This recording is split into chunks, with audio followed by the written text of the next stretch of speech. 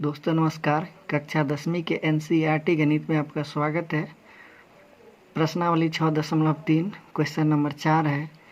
सवाल में कह रहा है कि यदि दी गई आकृति में DE समांतर AC और DF समांतर AE हो तो सिद्ध कीजिए कि। चलिए सिद्ध करना बाद में देखेंगे, पहले DE समांतर को देख लेते हैं। यहाँ DE, तो यहाँ जो आप देख रहे हो DE किनके समांतर है?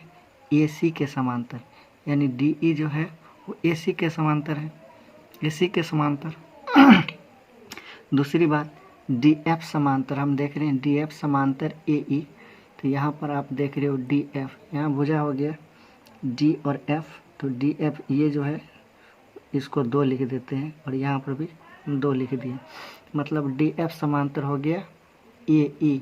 तो हमें सिद्ध करना था BF, यहाँ देखिए BF ये भुजा बट्टे FE ये भुजा बराबर BE, तो यहाँ से देखते हैं BE बट्टे ये AC, अर्थात ये बट्टे ये बराबर ये बट्टे ये और ये बट्टे ये बराबर ये बट्टे ये। क्लियर है?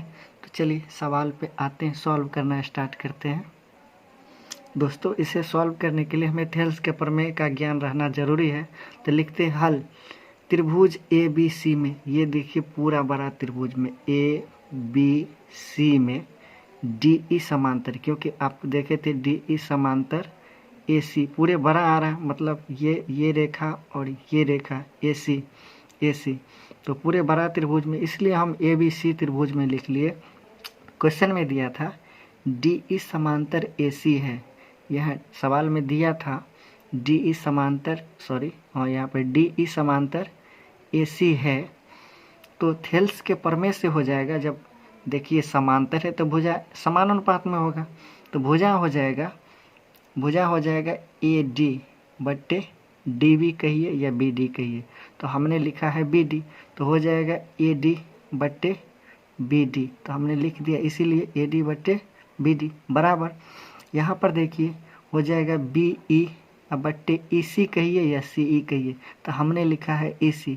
ये थेल्स के प्रमेय से परिणाम नंबर 1 प्राप्त हो गया।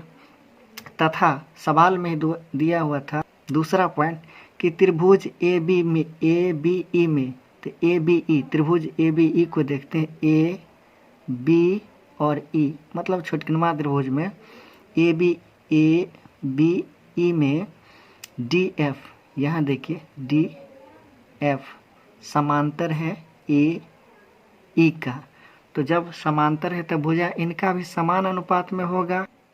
उसी तरह आते हैं, हो जाएगा भुजा AD बट्टे BD या DB, तो हमने लिखा है AD बट्टे BD बराबर BF बट्टे FE या EF कहिए, तो आप लिखिएगा BF बट्टे FE, तो यहाँ पर देखिए लिखा हुआ है BF बट्टे FE, क्योंकि यहाँ से लेकर इधरे त्रिभुज में बात किया गया है।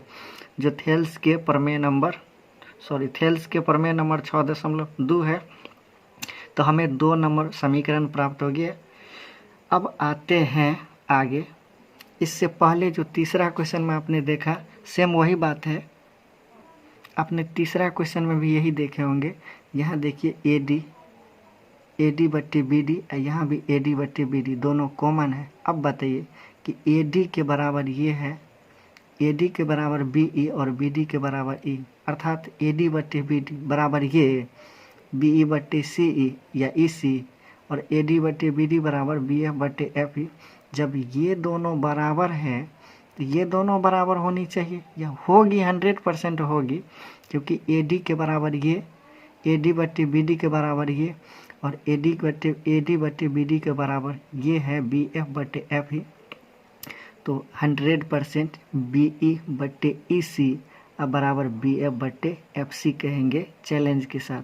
तो चलिए हमने परिणाम फर्स्ट और सेकंड, यानी समीकरण फर्स्ट और सेकंड से पाते हैं। अभी हमने देखा तो क्या होगा, BE बट्टे EC बराबर BF बट्टे FE, या हम कहेंगे हमें सवाल में दिया था इस साइड को इधर लिखना और इस साइड को, ये कौन सी बड़ी बात होगी, कोई दिक्कत नहीं है।